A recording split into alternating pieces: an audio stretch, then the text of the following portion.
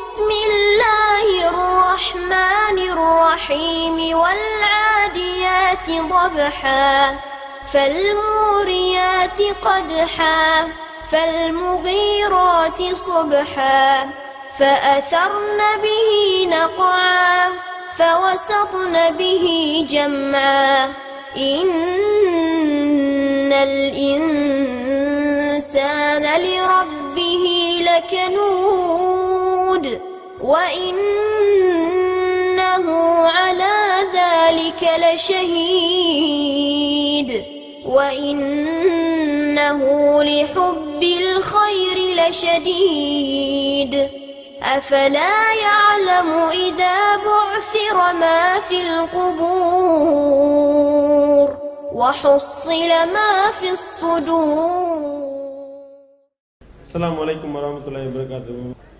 எல்லாம் அல்ல அல்லாஹ்வின் நல்லடியார்களே, தாய்மார்களே, கொள்கை சகோதரர்களே, இந்த 5 நபர்களுக்கு வைக்கப்பட்ட சூனியம் பலித்ததா என்ற இந்த மாபெரும் பொதுக்கூட்டத்தில்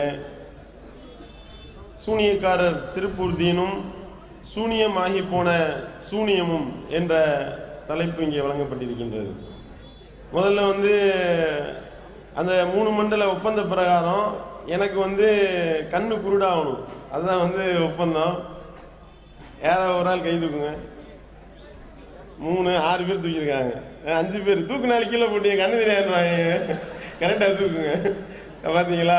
3, 6, 9, 10 பேர் தூக்கியிருக்காங்க. கண்ணு நல்லா தெரியுது. சரியா? இது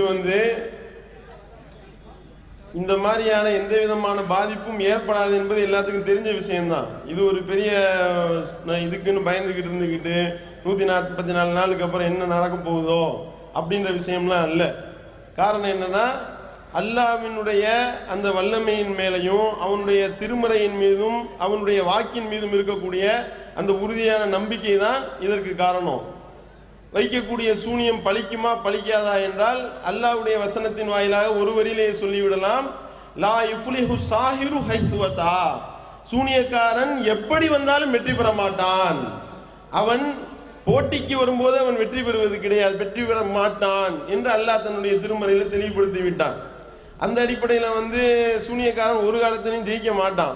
ஆனா இந்த திருப்பூர் தீனை பற்றி அவர் எப்படியெல்லாம் சவுடால் விட்டாரு, இப்ப எப்படியெல்லாம் சறுக்கி விழுந்திருக்கின்றார் என்பது குறித்து ஒரு சில செய்திகளை சொல்லிவிட்டு இது குறித்து நம்முடைய எதிரிகள் வைக்கக்கூடிய விமர்சனங்களுக்கு சில பதில்களை சொல்லி நிறைவு செய்யலாம் நினைக்கிறேன். முதல்ல இந்த திருப்பூர் தீன் என்பவர் எப்படி நம்மளை தொடர்பு கொள்றார் அப்படின்னா, அகோரி மணிகண்டன் பிஜேவை தற்கொலை செய்ய வைப்பதாக ஒரு சூனிய ஒப்பந்தம் போட்டு போறார். அப்ப அதை பார்த்து விட்டு தான் இவர் என்ன தொடர்பு கொள்றாருன்னா, சாவு என்பது ஒரு வரம், அதனால நீங்க வரத்தை போய் கேட்டிருக்கீங்க, சூனியத்தினால பாதிப்பு ஏற்படுத்த வேண்டும், அதுதான் பெரிய விஷயம் அப்படின்னு தான் இவர் என்ன செய்யறாரு, இந்த ஒரு பில்டப்போட தான் இந்த கடிதத்தை எழுதுறாரு. அப்ப பாதிப்பை ஏற்படுத்துங்கன்னா அப்ப எங்க 5 நபர்களுக்கு பாதிப்பை ஏற்படுத்துங்கள் என்று நாம சொன்னோம். இந்த பாதிப்பு ஏற்படுத்துங்கள் என்று நாம சொல்லும் பொழுது அவர் எந்த அளவுக்கு உறுதியா இருந்தாரு, இப்ப எந்த அளவுக்கு அவர் பின்வாங்கி ஓடி இருக்கின்றார் என்பதை தான் இப்ப நம்ம சில கிளிப்பிங்கள் வாயிலாக பார்க்க போறோம். முதல்ல பாத்தீங்கன்னா எந்த அளவுக்கு அவர் சொன்னாரு அப்படின்னு பாருங்க. அதாவது அகோரி மணிகண்டன் மாதிரி ஆட்கள்கிட்ட பண்ணிட்டு பிஜே வேற ஒரு பெரிய மந்திரவாதிட்ட சூனியத்தை தடுக்கிறதுக்கு வேலை பண்ணிட்டாரு அப்படின்னு அவர் தப்பிக்கிற மாதிரி நீங்க இந்த 5 பேருமே வேற ஒரு பெரிய சூனியக்காரன் போயிட்டாங்கன்னு சொல்லக்கூடாது.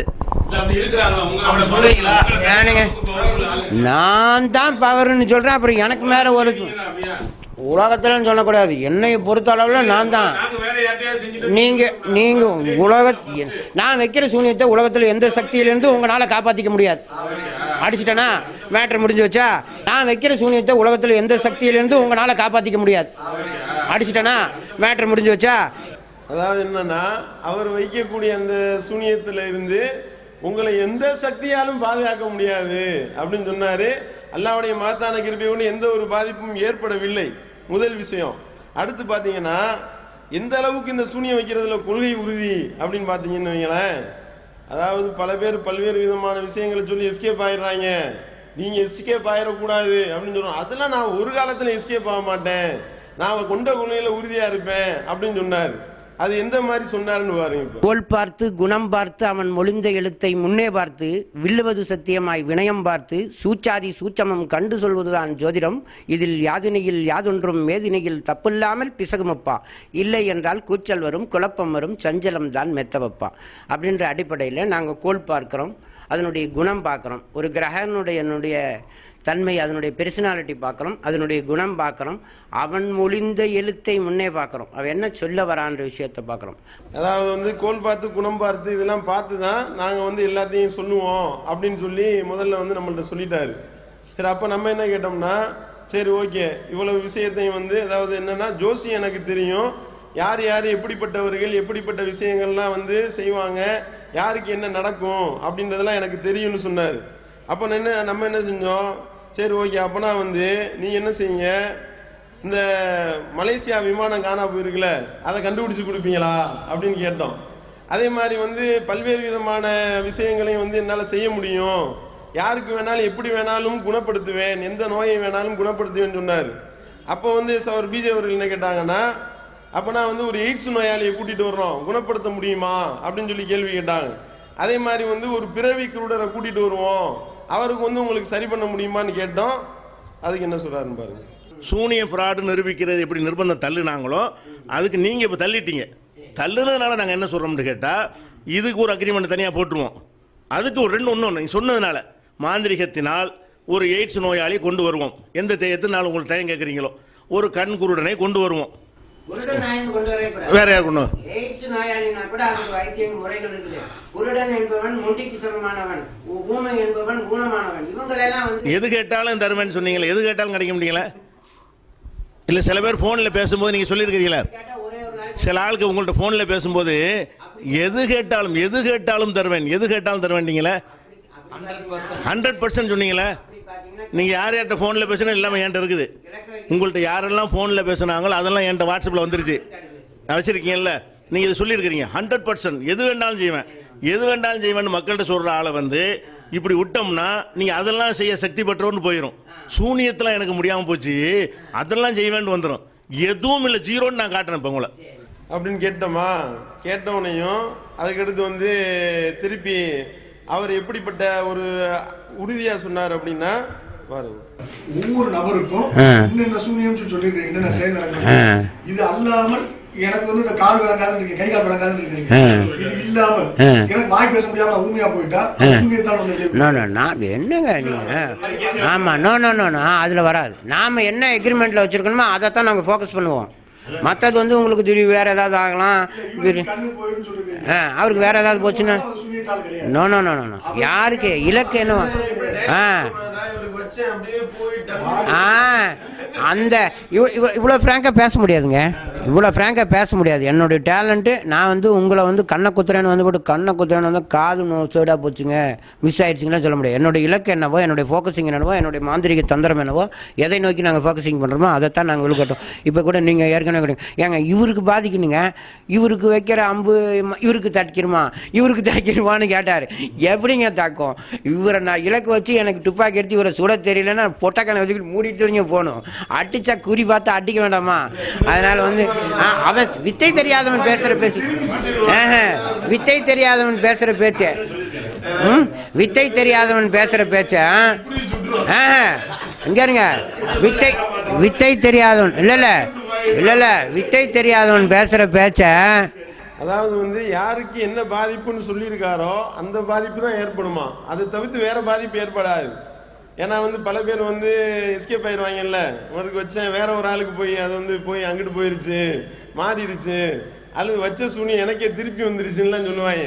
இப்படிலாம் ஆயிடக்கூடாது. ஏன்னா ஒரு ஆளை வந்து குறிப்பாத்து சுடுறதா இருந்தால் இப்படி சுடணும், துப்பாக்கியை வச்சு. நீங்க இப்போ சார் இப்படி சுட்டுட்டீங்கன்னா என்ன செய்யறதெல்லாம் கேட்டோம். அப்போ வந்து அதுக்கெல்லாம் பதில் சொல்ல முடியாம திணறினாரு. கடைசியில் இதுக்கு என்ன ஆன்சர் சொன்னார் அப்படின்னா, அந்த விவாத ஒப்பந்தத்திலே தெளிவா சொல்லிட்டார். தெளிவா என்ன சொல்றான்னு பாருங்க. இன்னும் வந்து நான் வந்து நிறைய ஜோசியம் பண்ணி அதை கண்டுபிடிச்சிருவேன், நிறைய விஷயங்கள்லாம் தெரியும்னு, மறைவான விஷயம் தெரியும்னு வேற சொல்லிட்டீங்க, அதையும் பதிவு பண்ணிட்டீங்க. அப்போனா அந்த காணா போன மலேசியா விமானத்தையெல்லாம் இப்போ கண்டுபிடிச்சி இப்போ நீங்கள் டிக்ளேர் பண்ணிட்டு போயிட்டீங்கன்னா உடனே உங்களை மக்கள் நம்பிடுவாங்க, உடனே உங்களை வந்து ரொம்ப 100% நீங்கள் கரெக்டான ஆளுன்றுவாங்க. போகிறதுக்கு முன்னாடி அந்த மலேசியா விமானம் எங்கெங்கே இருக்குலாம் சொல்லாமல் போயிட்டீங்கன்னா உங்களை பொய்யன்றதை மக்கள் கன்ஃபார்ம் பண்ணிக்கிடுவாங்க. இல்லை இந்த அஷ்டமா சித்துண்டீங்கல்ல, 8 மிகப்பெரிய சித்து வேலைங்கிறீங்கல்ல, அதில் கடைக்குட்டி தான் இந்த சூனியம்ன்றீங்க. நீங்கள் எடுத்த பற்றி உங்கள்கிட்ட கேட்ட உடனே நீங்கள் இதை பற்றி சொன்னீங்க, ஜோதிட கலையை பற்றி சொன்னீங்க. ஜோதிட கலையில் அங்கே படித்தேன் அது பெரிய வித்வான் அப்படிங்கிற மாதிரி நீங்கள் சொன்னீங்க. ஆனால் இப்போ நாங்கள் உங்கள்கிட்ட சில கேள்வி கேட்டோம், no no no no no no no no no நோன்னு துடிக்கிறீங்க. இங்கே நாங்கள் என்ன பேச போகிறோன்னு கூட நீங்கள் தெரியாமல் இருக்கிறீங்க. உங்களுக்கு என்ன நடக்க போகுதுன்னு கூட நீங்கள் தெரியாமல் வந்திருக்கிறீங்க. அதனால தான் நீங்கள் வந்து உட்காந்துருக்கிறீங்க. அதாவது வந்துங்க, மாந்திரிக கலையில் வந்து ஜாலம்னு ஒன்று, வாய் ஜாலம்னு ஒன்று இருக்குது. அதில் தேர்ச்சி அடைந்தவர்கள் நீங்கள் அல்லான்னு எனக்கு தெரியும். என்னங்க, எங்களில் வந்து என்னென்ன ஜாலங்கள் இருக்கோ அது மாதிரி வாய் ஜாலம்னு ஒன்று இருக்குது. அதில் நீங்கள் எல்லாம் தேர்ச்சி அடைஞ்சிருக்கீங்க. நான் அதனால தான் வந்தவனே சொல்லிவிட்டேன், நான் பேச்சு போட்டிக்கு வரலைங்க. மாந்திரிகம் கற்றிருக்கக்கூடிய விஷயத்தில் நான் தான் சொல்லிட்டேன். நம்ம ஒரு இப்போ என்னை பார்த்தா முஸ்லீமாக இருக்கிறனால நான் ஏதாவது பெரிய ஆயத்தெல்லாம் சொல்ல போகிறோம் அப்படி எப்படின்னு நினச்சிடாதீங்க. நாம் என்ன சொல்லிட்டோம், தெளிவாக சொல்லியிருக்கோம், நாம் கற்றுருக்கிறது மாந்திரிகம். அதில் வந்து நாம் வந்து பேச்சு போட்டிக்கு வந்திருந்தா தான் இப்படி ஸ்லிப் ஆகிட்டோம் அப்படி ஸ்லிப் ஆகிட்டோம்னு சொல்லும்போது எங்களுடைய யதார்த்த பேச்சில் வந்து ஆயிரங்கள் வந்து வரும். அதை பாயிண்ட் எடுத்து நம்ம பேசணும்னா வாத விவாதம் பண்ணணும்னா எனக்கு 10 பாட்டில் தண்ணி இருந்தாலும் பத்தாது. அதாவது வந்து நம்ம வாய்ஜாலம் நிறைய இருக்குன்றதுனால நம்மள்ட்ட பேச முடியாதான். இதை வந்து ஒரு சவர் ஃபோன் பண்ணி கேட்குறாரு, என்னங்க வச்சுட்டீங்களா உங்களுக்கு சூனியம் அப்படின்னு சொல்லி கேட்கும் பொழுது அந்த சகோதரர்கிட்ட இப்போ ரீசெண்டாக பேசுனதை கேளுங்க. மண்டலம் முடிஞ்ச உடனே அன்னைக்கே அவங்க வந்து ஒரு அதாவது வந்து 5 பேர் கொண்ட ஒரு குழு வந்து ஒன்னா உட்கார்ந்து என்னை வந்து நான் கேட்ட கேள்வியில இருந்தே பதில கொடுத்து என்னை லாக் பண்ணிட்டாங்க. அதாவது வந்து 5 பேர் கொண்ட ஒரு குழு வந்து ஒன்னா உட்கார்ந்து என்னை வந்து நான் கேட்ட கேள்வியில இருந்தே பதில கொடுத்து என்னை லாக் பண்ணிட்டாங்க. வந்ததுக்கு அப்புறம் அந்த வீடியோ போட்டு பார்த்ததுக்கு அப்புறம் தான் எவ்வளவு பெரிய முட்டாள்தனத்தை நம்ம எவ்வளவு சர்வசாதாரணமா செஞ்சுட்டு இருக்கோம். அது வந்து சூனிய ஒப்பந்த டிவிடியை பின்னாடி போய் போட்டு பார்த்தாராம், இவ்வளவு கிறுக்குத்தனமாவா நம்ம ஒப்பந்தம் போட்டிருக்கோம் அப்படின்னு சொல்லிட்டு நான் ரொம்ப வேதனைப்பட்டேன் அப்படின்னு சொல்லிட்டு இப்போ ஃபோன் பண்ணி, அதாவது இந்த மண்டலம் முடிஞ்சதுக்கு அப்புறம் இந்த 11ஆம் தேதி வரைக்கும் வந்து டைம்னு சொன்னார்ல, 11ஆம் தேதி வரைக்கும் டைம்னு முடிஞ்சதுக்கு அப்புறம் 12ஆம் தேதிக்கு அப்புறம் ஃபோன் பண்ணி கேட்குறாங்க, என்னங்க என்ன ஆச்சு அப்படின்னு சொல்லி கேட்கும் பொழுது இந்த 5 பேர் கொண்ட குழு வந்து என்னை லாக் பண்ணிட்டாங்க அப்படின்றாரு. இவர் வந்து ஒன்றுக்கும் வேலைக்கு ஆக மாட்டாரு. இவர் வந்து சூனியம் என்பது வந்து பொய், சூனியத்தினால எந்த ஒரு பாதிப்பும் ஏற்படுத்த முடியாது என்பதை அந்த சூனிய ஒப்பந்தத்திலேயே நம்ம நிரூபித்திருக்கிறோம். பல்வேறு விதமான கேள்விகளை கேட்டு உங்களால ஒன்றும் செய்ய முடியாது நிரூபிச்சிருக்கிறோம். எந்த அளவுக்குன்னா அதுக்கு சில ஆதாரங்களை அவருடைய வாயிலிருந்தே வந்துச்சு. அதை பாருங்க. அதாவது வந்து சூனிய ஒப்பந்தம் போட்டோம்ல, அப்ப 50 லட்சம் ரூபா வின் பண்ணிட்டா என்ன பண்ணுவீங்கன்னு சொல்றாரு. என்ன பண்ணுவீங்கன்னு நீங்க 50 லட்ச ரூபா அலோன்ஸ் பண்ணியிருக்கீங்க.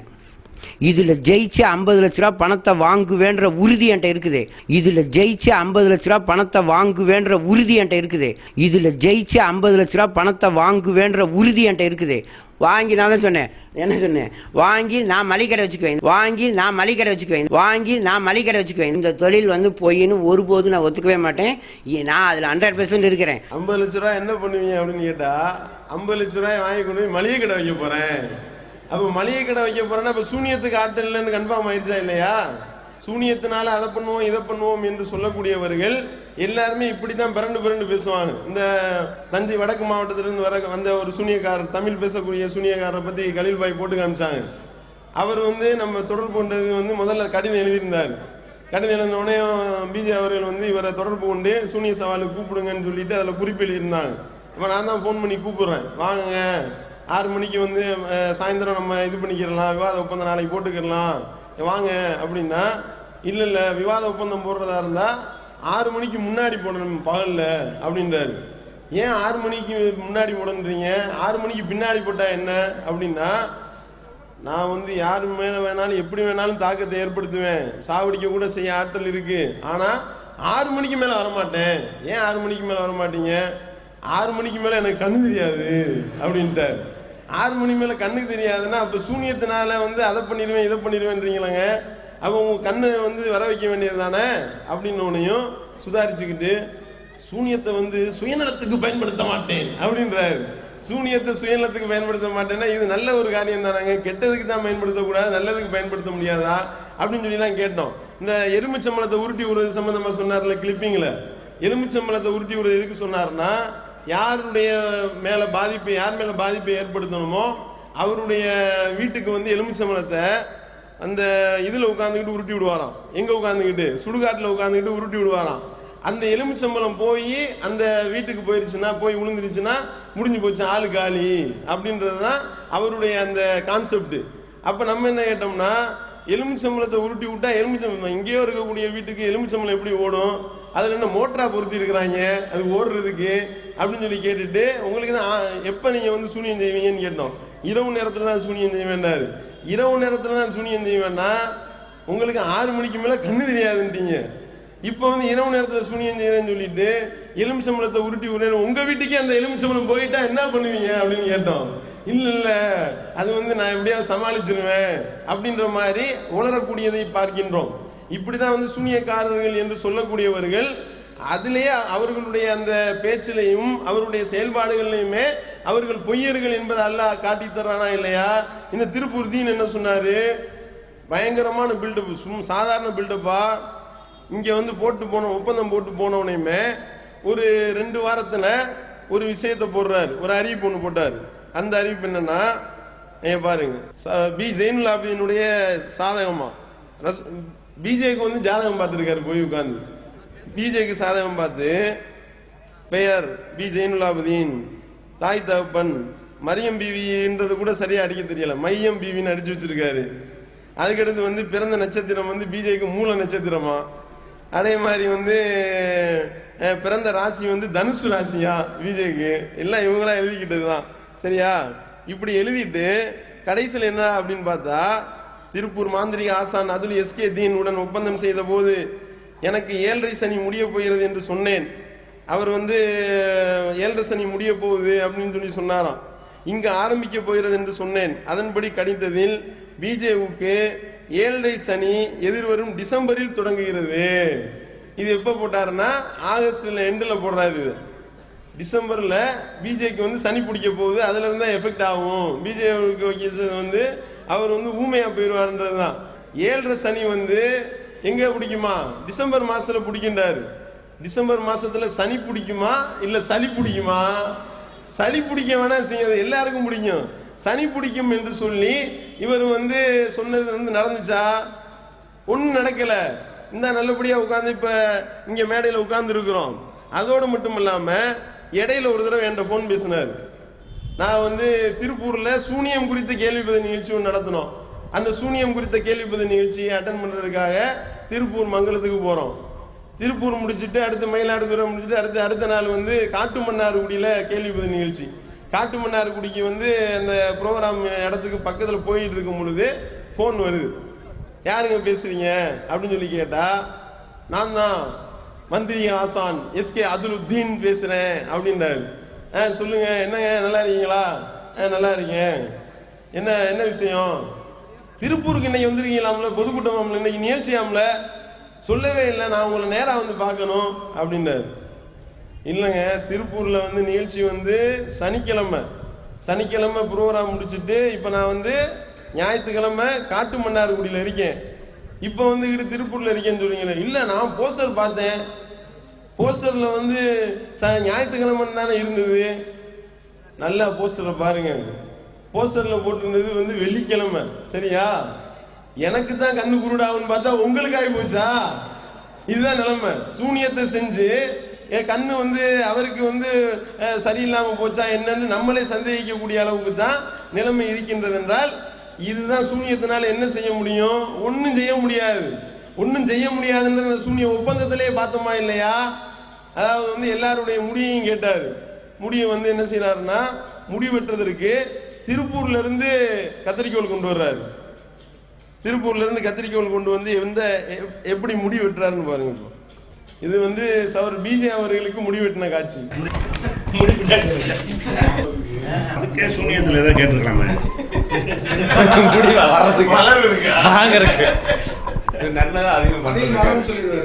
அப்படி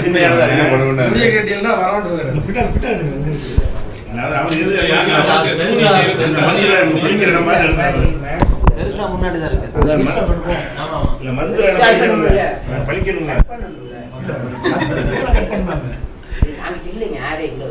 சரி, இருக்கிற பார்த்து படிக்கிறேங்க.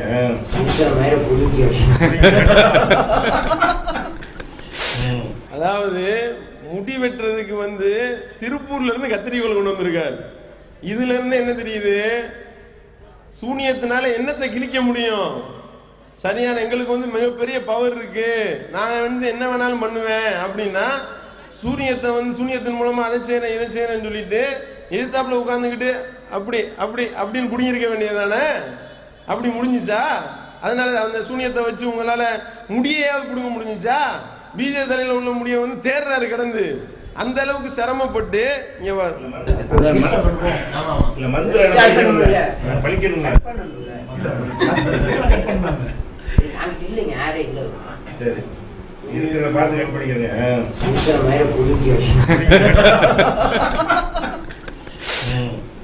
இப்படித்தான் சூனியத்தின் மூலமாக முடிய புடுங்க முடியுமே ஒழிய வெட்டத்தான் முடியும். சூனியத்தின் மூலமாக ஒரு முடிய கூட புடுங்க முடியாது. இதுதான் உள்ள விஷயம். சரியா?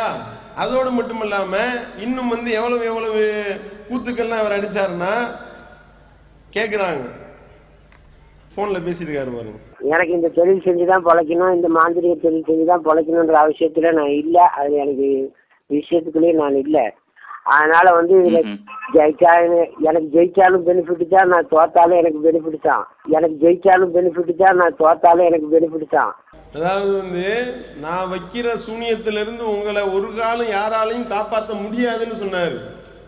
நான் வைக்கிறது வச்ச குறி தப்பாதுன்னு சொன்னாரு. குறி பார்த்து சுடுவேன்னு சொன்னாரு. கடைசியில் என்னன்னா இந்த மாந்திரிக தொழில் தெரிஞ்சுதான் வந்து நான் வந்து பொழைக்கணும்னு எனக்கு தேவையில்லை. இனிமே ஓன்ட்டேன் மாந்திரியம் பார்க்க வருவான்னு கேட்கிறேன். எவனா வருவானா? இனிமே எல்லாம் வந்து டுபாக்கூர் ஆகி போச்சப்பா, சூனியத்தினால உன்னால ஒன்றும் செய்ய முடியவில்லை என்று காரி துப்புவார்கள். இப்படி இருக்கிற நிலையில இனிமே போய் இவர் இந்த வியாபாரம் பார்க்க முடியுமா? பார்க்க முடியாது. அந்த அடிப்படையில இவர் வைத்த இந்த வாதங்கள் எல்லாமே வந்து பொய்யாக ஆகிவிட்டது. சூனியத்தினால எந்த விதமான ஒரு பவரும் இல்லை, சூனியக்காரன் வெற்றி பெற மாட்டான் என்று சொல்லி அல்லாஹ் சொன்னது 100க்கு 100 உண்மையாயிருச்சு அப்படின்றத இவருடைய இந்த விஷயத்திலிருந்து நம்ம தெரிஞ்சுக்கிறோம். இன்னும் பல பேர் இந்த சூனிய விஷயத்துல ரொம்ப நம்ம வந்து போஸ்டர் அடிச்சதான் தாமதம். போஸ்டர் அடிச்சவனையும் இதுக்கு பண்ண ஃபித்னாக்கள் கொஞ்சம் நெஞ்சமா எப்படிலாம் ஃபித்னாக்கள் பண்ணாங்க. இந்த மாதிரி வந்துக்கிட்டு நீங்க வந்து சூனிய சவால் விடுறாரு பிஜே, எல்லாத்தையும் காஃபிராக்க தூண்டுறாரா என்று கேள்வி கேட்டார்கள். அதோடு மட்டுமில்லாம சூனியத்தை ஆதரிக்கக்கூடியவர்கள் வைத்த அந்த வாதங்கள், ஒரு பக்கம் சூனியக்காரன் ஓடிட்டான், எந்த சூனியக்காரனும் வெற்றி பெறவில்லை, அம்புட்டு சூனியக்காரனும் வந்து மண்ணை கவி விட்டான் அல்லாஹ்வுடைய மகத்தான கிருபையை கொண்டு. இப்படி இருக்கிற நிலையில இந்த சூனியத்தை ஆதரிக்கக்கூடிய கூட்டம் இருக்கிறது. சூனியத்தினால பாதிப்பு ஏற்படும், சூனியத்தினால பாதிப்பு ஏற்பட்டது, சூனியத்தினால நபிகள் நாயகம் ஸல்லல்லாஹு அலைஹி வஸல்லம் அவர்களே கிறுக்கா மாறினாங்கன்னு சொல்ல கூட்டம் என்னென்னலாம் ஃபித்னாக்கள் பண்ணாங்க. கொஞ்சம் நெஞ்சமா ஃபித்னாக்கள் பண்ணார்கள். இது வந்து காஃபிராக்க தூண்டலாமா கேள்வியை கேட்டாங்க. முதல் கேள்வி, காஃபிராக்க தூண்டலாமான்னா இது காஃபிராக்க தூண்டுறதா?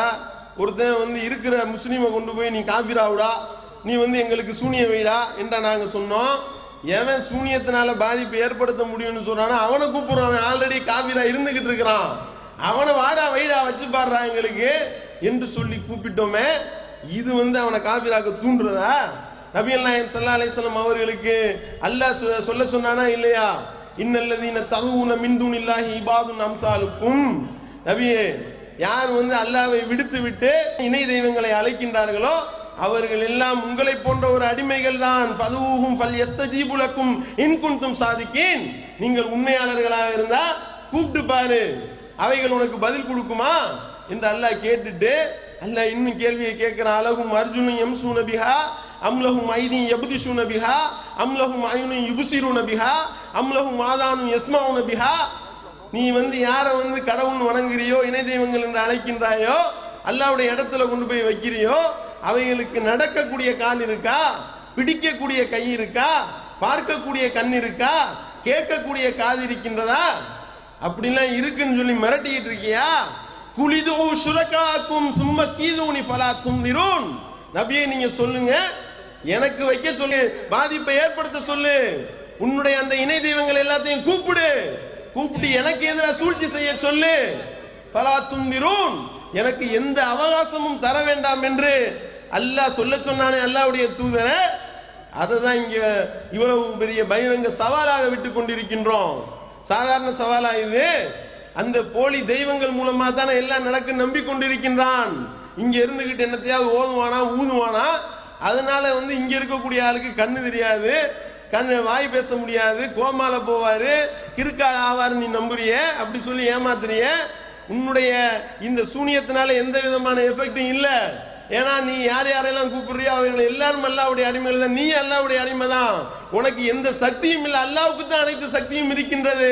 அலா குல்லி ஷைஇன் கதீர், அவன் தான் அனைத்து பொருள்கள் மீது ஆற்றலுடையவன். அவனை போல எதுவும் கிடையாது. லைஸ கமிஸ்லிஹி ஷைஉன் வலம் யகுல்லஹு குஃபுவன் அஹத், அவனுக்கு ஒப்பாக ஒன்றும் இல்லை. இந்த விஷயத்தை சொல்வதற்கு தான் இந்த பகிரங்க அறைகூவல். இதற்காகத்தான் இந்த பகிரங்க சவாலை ஒழிய இது நாம காபிராக தூண்டவா செஞ்சோம் கிடையாது. இன்னொன்னு என்ன சொன்னாங்கன்னா, ஃபேமஸ் ஆகுறதுக்காக செய்யறாரு பிஜே. ஃபேமஸ் ஆகுறதுக்காக செய்யறாராம். தவி ஜமாத்துக்காக ஃபேமஸ் ஆகிறதுக்காக செய்யறான். ஆமா, பிஜே பத்தி யாருக்குமே தெரியாது பாரு. பிஜேன்னா ஒருத்தர் தொப்பி போட்டு கண்ணாடி போட்டு தாடி வச்சிருப்பாரு, அவரு தான் பிஜே. இப்படி போய் நாங்க இப்பதான் இனிமே தான் அறிமுகப்படுத்தக்கூடிய நிலைமையில இருக்கு. உலகத்துல எல்லாம் தெரிஞ்சுதானே இருக்கிறோம். இது ஃபேமஸ் ஆகிறதுக்காக நாங்க செஞ்சுக்கிட்டு இருக்கோம். அப்ப அல்லாஹ்வுடைய தூதரை பார்த்து அல்லாஹ் இப்படி சொல்ல சொன்னானே, அல்லாஹ்வுடைய தூதர் அவர்கள் ஃபேமஸ் ஆகிறதுக்காக செஞ்சாங்க. உண்மையிலே விளம்பரப்படுத்துறதுக்காக தான் செஞ்சோம். என்ன விளம்பரம்னா, ஏகத்துவத்தை நிலைநாட்டுவதற்கு உண்டான விளம்பரம். அல்லாஹ் ஒருத்தன் தான், அவனுக்கு மட்டும்தான் அனைத்து ஆற்றலும் இருக்கின்றது என்பதற்கான விளம்பரம். அவனுக்கு ஒப்பாக ஒருவனும் இல்லை என்பதற்கான விளம்பரம். இந்த விளம்பரத்தை மக்கள் மத்தியில கொண்டு போய் சேர்த்தோமா இல்லையா? அல்லாஹ் வெற்றியை கொடுத்தானா இல்லையா? அடிச்ச போஸ்டர்ல சூனியக்காரன் எல்லாம் அலறி ஓடுனானா இல்லையா? ஓட வச்சானா இல்லையா? அல்லாஹ் எப்படிப்பட்ட ஒரு மகத்தான வெற்றி இது! சாதாரண வெற்றியா? சன் டிவில சிறப்பு செய்தி வாசிக்கிறான். தமிழ்நாடு தௌஹீத் ஜமாத் 50 லட்சம் பரிசு அறிவித்திருக்கின்றார்கள். சூனியக்காரர்கள் எல்லாம் அதிர்ச்சி போட்டானா? அதிர்ச்சியாக வச்சோமா? என்ன போட்டாங்க? சூனியம் இந்த அகோரி மணிகண்டன் தோல்வி விட்டவனையும் எழுதினார்களா இல்லையா? சூனியத்துக்கே சூனியம் வச்சுட்டாங்க தௌஹீத் ஜமாத்துக்காரங்க. ஒண்ணும் இல்லாம ஆக்கிட்டாங்க, எழுதினார்களா இல்லையா? இப்படிப்பட்ட ஒரு வெற்றியை அல்லாஹ் இதற்கு வழங்கி இருக்கின்றான் என்றால், படைச்ச இறைவனுக்கு நிகரா ஒருத்தனை இல்லை என்ற இந்த ஏகத்துவ கொள்கையை பறைசாற்றுவதற்காகத்தான் இந்த விளம்பரம். இன்னும் போய் எந்த அளவுக்கு பித்தனாக்கள் தெரியுமா? திடீர்னு என்ன செஞ்சிட்டாங்கன்னா, பிஜே ஆள் காலின்ட்டாங்க. திடீர்னு ஆளு காலி ஆயிட்டாருன்ட்டாங்க. இன்னொரு பக்கம் என்ன பரவுது?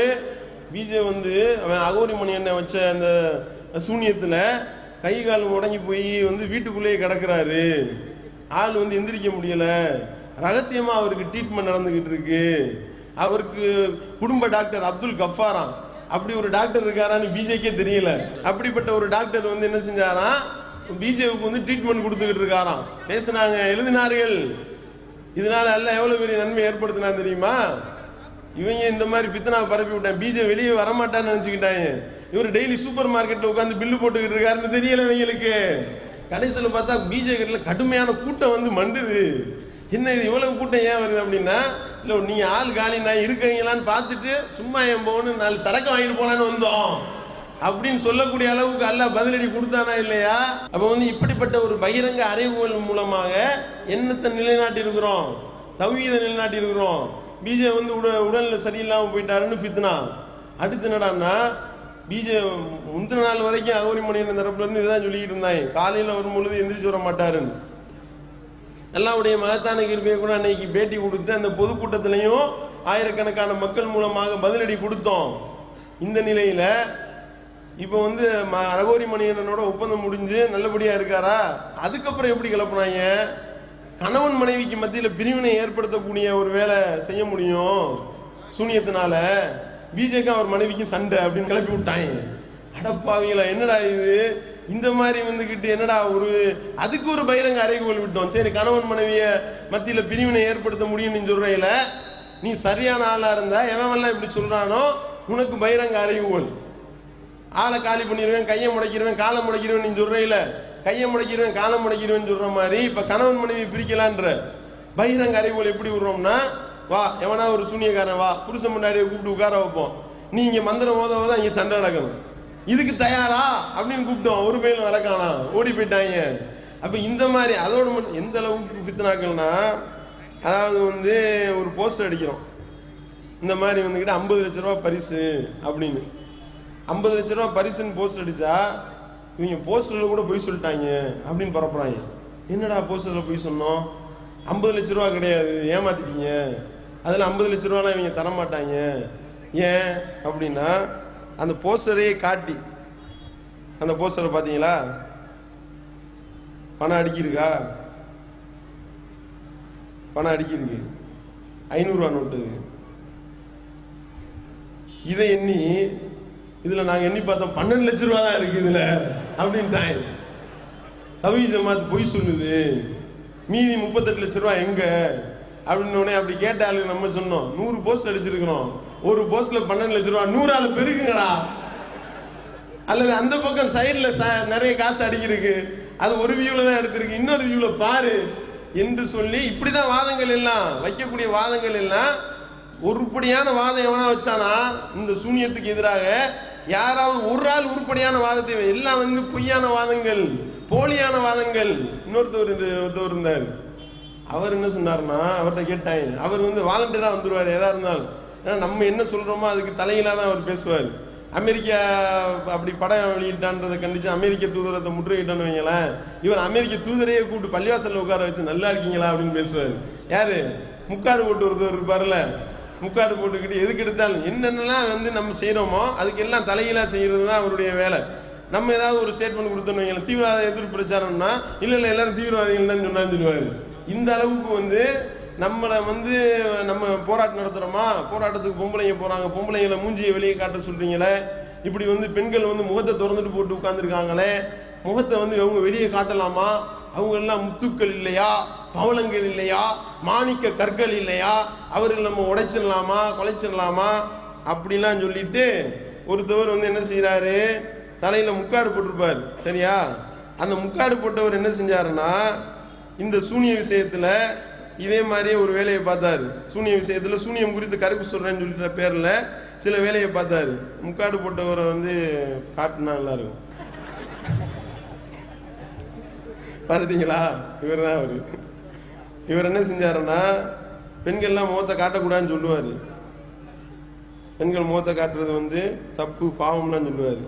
இந்த பக்கம் தாடி வச்சு நிக்கிறாரா, அவரு தான். இந்த பக்கம் பெண்கள் முகத்தை திறந்துட்டு இருக்காங்களா, இதுதான் இவருடைய வேலை. என்னன்னா நம்மளை எதுக்கணுன்றதுதான் விஷயம்.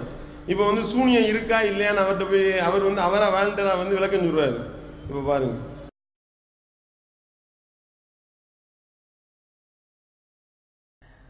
சூனியம் செய்வது, சூனியம் என்பது இஸ்லாத்தில் இருக்குதா, அப்படி சூனியம் செய்யக்கூடிய இமாமுக்கு பின்னால் தொழலாமா அப்படின்னு சொல்லி கேட்கறாங்க. சூனியம் இல்லைன்னா சொல்ல முடியாது, சூனியம் இருக்குது. இன்னைக்கு அந்த சூனியங்கிற ஒரு கலை இருக்குதா அப்படின்னு சொன்னா, அது கொஞ்சம் கொஞ்சமாக அந்த கலை அழிந்து போய் இன்னைக்கு ஒரு 2% 5% இருக்கலாம். முற்றிலுமாக அழிந்து விடவில்லை, ஒரு குறிப்பிட்ட சதவீத அளவுக்கு அந்த சூனியம் என்பது இருக்கிறது. இன்னைக்கு அந்த சூனியங்கிற ஒரு கலை இருக்குதா அப்படின்னு சொன்னா, அது கொஞ்சம் கொஞ்சமாக அந்த கலை அழிந்து போய் இன்னைக்கு ஒரு 2% 5% இருக்கலாம். முற்றிலுமாக அழிந்து விடவில்லை, ஒரு குறிப்பிட்ட சதவீத அளவுக்கு அந்த சூனியம் என்பது இருக்கிறது. இன்னைக்கு அந்த சூனியங்கிற ஒரு கலை இருக்குதா அப்படின்னு சொன்னா, அது கொஞ்சம் கொஞ்சமாக அந்த கலை அழிந்து போய் இன்னைக்கு ஒரு 2% 5% இருக்கலாம். முற்றிலுமாக அழிந்து விடவில்லை, ஒரு குறிப்பிட்ட சதவீத அளவுக்கு அந்த சூனியம் என்பது இருக்கிறது. சரி, இன்னைக்கு யாராவது யாருக்காவது சூனியம் வைக்க முடியுமா அப்படின்டா, சூனியம் வைக்க முடியும். சூனியம் என்பது ஒரு கலை, இன்னைக்கு கொஞ்ச அளவு இருக்குது. ஆனால் அந்த சூனியத்தின் மீது ஒரு நல்ல மூமினுக்கு நம்பிக்கை வரக்கூடாது. சரி, இன்னைக்கு யாராவது யாருக்காவது சூனியம் வைக்க முடியுமா அப்படின்டா, சூனியம் வைக்க முடியும். சூனியம் என்பது ஒரு கலை, இன்னைக்கு கொஞ்ச அளவு இருக்குது. ஆனால் அந்த சூனியத்தின் மீது ஒரு நல்ல மூமினுக்கு நம்பிக்கை வரக்கூடாது. முதல்ல எத்தனைனா 2% இருந்துச்சு. சரியா, எத்தனை சதவீதம் இருந்துச்சு? 2%, 5% இருந்துச்சு. சரியா, இப்ப பாருங்க,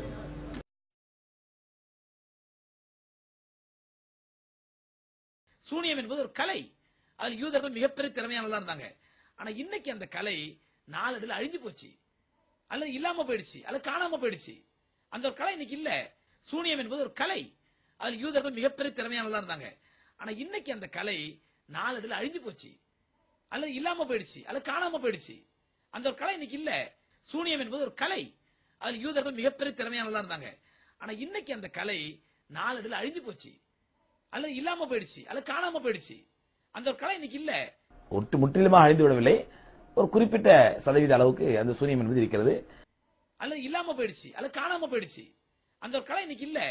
காணாம போயிடுச்சு போயிந்து இஸ் கான் அப்படின்னு சொல்லிட்டு முதல்ல இருந்துச்சான், இப்ப இல்லையா. என்னன்னு கேட்டா வச்சு காமிடா அப்படின்னு சொல்லி நம்ம இப்ப பகிரங்க அறிவுகள் விட்டுருக்கோம். இப்ப இருக்குன்னு சொன்னா அந்த 5% கொண்டு வாங்குறாங்க நம்மள்ட்ட. வேற வழி என்ன செய்யறது என்று சொல்லி இந்த அளவுக்கு உளர்னா இது சூனியத்தினால பாதிக்கப்பட்டு மனநோயாளியாங்கன்னு சொல்லிட்டு அப்படி சொன்ன மாதிரி சூனியம்ன்றது இல்லை, மனநோயாளின்றது உண்மையா இருக்கா இல்லையா, கன்ஃபார்ம் ஆயிருச்சுல. அப்ப இந்த மாதிரிலாம் பதில் சொன்னவர்களை பார்க்கிறோம். அடுத்து இன்னொருத்தவர் இருந்தார். அவர் யாருன்னா அவரும் இதே தலைப்பா தான். அவர் என்ன செய்யறாருன்னா நம்ம இப்படி சவால் விட்டோமா, சவால் விட்டவனையும் அதுக்கு இவங்க சவால் விடுறாங்களாம். இப்படி சவால் விடுறேன் நான் 50,000 ரூபாய் 5,000 ரூபாய் சொல்றாரு. நான் வேண்டாம் ஒரே ஒரு சவாலா நான் உங்களுக்கு சொல்றேன், இவருக்கும் சொல்றேன், இவரை நம்பி நிக்கிற தம்பிமார்களுக்கும் சொல்றேன், ஒரு சவாலா சொல்றேன். உங்களுக்கு 50,000 இல்ல, எங்கிட்ட கடன் வாங்கியாதான் 5 லட்சம் ரூபாய் தர்றேன். ஒரு சவால் நீங்க நிறைவேற்றணும். அது குர்ஆன்லயும் இருக்கு, ஹதீஸ்லயும் இருக்கு. ஆனா நீங்க செய்து காட்டணும். செய்து காட்டல அப்படின்னா இந்த உசூல் படி குர்ஆன் ஹதீஸை மறுத்தவனா நீ ஆகணும். என்ன நீங்களும் நம்புறீங்க, நம்மளும் நம்புறோம், முழு உலகம் இஸ்லாம்கள் அத்தனை நம்புறாங்க. ஜின்னு ஒரு வர்க்கம் இருக்குதா இல்லையா? எங்க ஜின்னு இருக்குதா இல்லையா? குர்ஆன்ல வந்திருக்கா இல்லையா? ஹதீஸ்ல வந்திருக்கா இல்லையா? இது வரைக்கும் வேணா பாத்துருக்கானா? இப்ப சொல்லுங்க. ஹதீஸ்ல வந்திருக்கு, அபூ ஹுரைரா பார்த்திருக்கிறார், ரசூலுல்லாஹ் பார்த்திருக்காங்க, குர்ஆன்லயும் வந்திருக்கு. அல்லாஹ் குர்ஆன் வமா ஹலக்துல் ஜின்ன வல் இன்ஸ நிறைய சொல்லி இருக்கிறான்.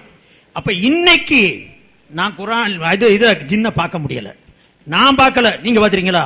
பார்த்திருக்கிறோமா இது வரைக்கும்? நீ காட்டு ஒரு ஜின்ன, என் முன்னால உணர்ந்து ஒரு ஜின்ன நிப்பாட்டிரு, 5 லட்சம் ரூபாய் தர்றேன். அதாவது ஜின்னு இருந்தா காட்டு அப்படின்றாரு. இப்ப இவர்கிட்டயே நம்ம திருப்பியும் கேட்கலாம், உங்களுக்கு மூளை இருக்குன்னு சொல்றீங்களே, மூளை இருந்தா காட்டுங்க அப்படின்னு சொல்லி கேட்டா என்ன ஆகும்? ஜின்ன முதல்ல பார்க்க முடியுமா? பார்க்க முடியும் நல்லா சொல்றானா? பார்க்க முடியாதுன்னு நல்லா சொல்றான். ஷைத்தானை பத்தி சொல்லும் பொழுது அல்-ஆராஃப் என்ற அந்த அத்தியாயத்துல அவனும் அவனுடைய கூட்டத்தாரும் நீங்க பார்க்காத வகையில உங்களை பார்த்து கொண்டிருக்கின்றார்கள், அவனை நீங்க பார்க்க முடியாது. ஷைத்தான் ஜின்னத்தை சேர்ந்தவன் தானே ஷைத்தான். ஷைத்தானை பார்க்க முடியுமா? அந்த மாதிரி ஜின்களையும் பார்க்க முடியாது. நபிகள் நாயகத்துக்கு கண்ணுக்கு தெரிஞ்சான நபிமார்களுக்கு தெரிவார்கள் ஜின்கள், நம்ம பார்க்க முடியாதுன்னு இருக்கும் பொழுது இது இங்க என்ன செய்ய கேட்கிறாருன்னா, ஜின்னை கொண்டு காட்ட முடியுமா, 5 லட்சம் ரூபாய் தர்றேன் அப்படின்னா இவர் என்ன சொல்ல வர்றாரு? மனுஷ சைத்தான பார்க்கலாம், அப்படி இருக்கு. எது என்ன அல்-பக்ரால வருதுல, அவர்கள் தங்களுடைய சைத்தான்களத்துல தனித்து இருக்கும் பொழுது நாங்கள் உங்களை சேர்ந்தவர்கள் தான் அப்படின்னு சொல்லுவாங்க. ஏன்? கெட்ட நபர்களை ஷைத்தான் என்று சொல்லக்கூடியது அல்லாஹ்வுடைய ஸ்டைல்ல உள்ளது. ரசூல் ஸல்லல்லாஹு அலைஹி சொன்னாங்களா இல்லையா? கவிதை பாடக்கூடிய ஒரு ஆளை பார்த்து ஷைத்தானை பிடிங்க அப்படின்னாங்க. ஷைத்தான்னா மேல இருந்து இறங்கி வந்துட்டான்னு வாங்கிடக்கூடாது. கெட்ட மனிதனை ஷைத்தான் சொல்லலாம். அப்படி காட்ட சொன்னா காட்டும். கெட்ட மனிதன் ஒரு கெட்ட ஷைத்தானை காட்டு, மனுஷ ஷைத்தானை காட்டுன்னா ரசாதிக்கு சொல்லிடுவோம். நீங்க நேரா போய் உங்க வீட்டுல போய் கண்ணாடியை திறந்து பாருங்க, அதுல ஒரு பெரிய ஷைத்தான் நீங்க தலப்பா கட்டியிருந்தா தலப்பா கட்டி இருப்பான் ஷைத்தான், தலப்பாயை அவுத்துட்டா தலப்பா இல்லாம இருப்பான்னு நாங்க சொல்லிடுவோம். அதை காட்ட முடியும், மனுஷ ஷைத்தானை காட்ட முடியுன்றதுதான் இவருக்கு உண்டான பதில். இந்த மாதிரி பாத்தீங்கன்னா எந்தாவது உருப்படியான ஒரு வாதத்தையாவது வைத்தார்களா? சூனியம் இருந்துச்சு இப்ப இல்ல. இவரே என்ன சொல்றாரு? இந்த மாதிரி திடீர்னு ஒருத்தவனுக்கு உடல்ல சரியில்லாம போகுதே, அதெல்லாம் என்ன காரணம்? அதெல்லாம் சூனியத்தினால. திடீர்னு ஒருத்தவனுக்கு வயிற்று வலி வருது, திடீர்னு ஒருத்தவனுக்கு வயிற்றால போகுது, என்னடா காரணம்னா இதெல்லாம் சூனியத்தினால இல்லாம வேற என்னத்தினால அப்படின்னு கேட்கிறாருன்னா இவர் எந்த அளவுக்கு விளங்கி இருக்காருன்னு பாத்தீங்களா? இப்படித்தான் எல்லாரும் சொல்லி கொண்டிருக்கின்றார்கள். பேராலயத்துல போய் அது சரியாவது இது சரியாவது நம்புறான். அப்ப அது ரைட்டுன்னு சொல்ல முடியுமா? அது உண்மைன்னு சொல்லுவீங்களா? இந்த சாமி கண்ணை குத்திருச்சு, அப்படி செஞ்சிருச்சு இப்படி செஞ்சிருச்சு நம்புறானே, அதுவும் உண்மைன்னு சொல்லுவீர்களா? இதுதான் இவர்களுடைய நிலைப்பாடாக இருக்கின்றது. இப்படி உளரக்கூடியவர்கள் என்னன்னா எல்லாம் சுதாரிச்சுட்டாங்க. இப்ப நம்ம இந்த சூனிய சவால் விட்டவனையும் ஒரு ஆள் எழுதியிருந்தார், சக்கரையாஸ் என்ற ஒரு கடிதம் போட்டிருந்தார். இந்த மாதிரி சூனியம் வச்சு உங்களுக்கு பாதிப்பை ஏற்படுத்த நான் தயாரா இருக்கிறேன்னாரு. சரி வாங்க, என்ன பாதிப்பை ஏற்படுத்துவீங்கன்னு சொல்லிட்டு மாநில செயலர் அப்துல் ரஹ்மானோட பேச்சுவார்த்தை நடத்தினார்.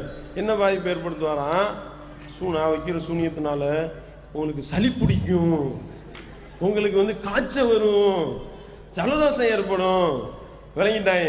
இவங்க என்னத்தையா செய்ய சொல்லுவாங்க, கையை காலை முடக்க சொல்லுவாங்க, ஆளை காலி பண்ண சொல்லுவான். இதை போய் நம்ம மாட்டிக்கிட்டோம்னா சரிப்பட்டு வராது. அப்போ இது சரியில்லை அப்படின்ட்டு கையை காலை முடக்க முடியும், அப்படிலாம் இல்லாமல் சளி பிடிக்க வைக்க முடியும் அப்படின்னு சொல்லக்கூடியதை பார்க்குறோம். அதுக்கு நம்ம என்ன கேட்டோம்? எல்லா ஆஃபரும் முடிஞ்சு போச்சு, இன்னும் ஒரு ஆஃபர் மட்டும்தான் இருக்கு. அது கிறுக்காக்கிற ஆஃபர்னு ஏதோ ஒரு ஆஃபரை போட்டு இதுக்கு தயார்னா நீங்க வாங்கன்னு சொல்லி கூப்பிட்டோமா, ஆள் வரல, அப்படியே ஓடிட்டாரு. இப்படித்தான் வந்து சூனியக்காரர்கள் எல்லாம் வந்து ஓட்டம் எடுப்பார்கள். அவங்க வந்து ஏதாவது அதாவது என்னன்னா சூனியத்தினால பாதிப்பு ஏற்படுத்த முடியுமான்னு கேட்டால் எப்படி ஏற்படுதுன்னு அவனுக்கும் தெரியாது, யார் ஏற்படுத்துவான்னு சொல்ல முடியாது, எப்படி எடுக்கிறதுன்னு தெரியாது, பாதிப்பு ஏற்படுமா இல்லையா. இப்படி சூனிய விஷயத்துல இவ்வளவு குழப்பி மக்களை வந்து இணையற்பிப்பின் பக்கம் தள்ளக்கூடிய நிலையில தான் இவர்கள் இருக்கின்றார்கள் அப்படின்றத நம்ம விளங்கிக்கிறணும். சூனியம் என்றாலே ஒரு காலத்துல பயந்து நடுங்கக்கூடிய ஒரு நிலை இருந்தது. ஆனா இப்ப என்ன நிலைமை ஆயிடுச்சு தெரியுமா? சூனியக்காரனை பத்தி பேசினா விழுந்து சிரிக்கிறீங்க, அந்த அளவுக்கு அல்ல ஆக்கிருக்கான் பாத்தீங்களா. சூனியம் என்றாலே வந்து ஒரு டம்மி பீஸுகள் என்று அல்ல ஆக்கிட்டானா. சிறு குழந்தைகள் இந்த சூனியத்துக்கு எதிராக களமிறங்கக்கூடிய அளவுக்கு அல்லாஹ் வந்து மிகப்பெரிய விழிப்புணர்வை ஏற்படுத்தியிருக்கான் பாருங்க. ஸலாம் அலைக்கும் வரஹ்மத்துல்லாஹி வபரகாத்துஹு. அன்பான மக்களே, என் பெயர் ஜெசிமா. நான் குவைத்தில் இந்தியன் பப்ளிக் ஸ்கூலில் 5th ஸ்டாண்டர்ட் படிக்கிறேன். சூனியம் மூலம் யாருக்கும் எந்த பாதிப்பும் ஏற்படுத்த முடியாது. சவால் விடுகிறேன், முடிந்தால் எனக்கு செய்து பாருங்கள். சூனியக்காரன் வெட்டி போட மாட்டான். பாப்போம். சூனியக்காரன் எப்படி வந்தாலும் சரி ஒரு காலத்திலும் வெல்ல மாட்டான் என்று அல்லாஹ் கூறுகிறான். சூனியக்காரன் எப்படி வந்தாலும் வெற்றி பெற மாட்டான். 5 பேருக்கு வைக்கிறதா சொன்னீங்க, 5 பேருக்கு வந்து நல்லபடியா நல்லா பேசிக்கிட்டு இருக்கிறோம். இப்படி அந்த 5 பேருக்கு எந்த பாதிப்பு ஏற்படுத்த முடியலன்னா இந்த லபீது பின் அகுசம் என்ற ஒரு யூதன் வைத்த அந்த சூனியத்தினால அல்லாஹ்வுடைய தூதருக்கு வந்து கிறுக்கு பிடிச்சிச்சுன்னு சொல்றீங்களே, எப்படிப்பட்ட அநியாயக்காரனா இருப்பான். அல்லாஹ் என்ன சொல்லி காட்டுறான்? இது யகூலு ஸாலிமூன தத்தபியூன இல்லா ரஜுலம் மஸூரா. அந்த அநியாயக்காரன் சொல்றான், என்ன சொல்லுவான் தெரியுமா?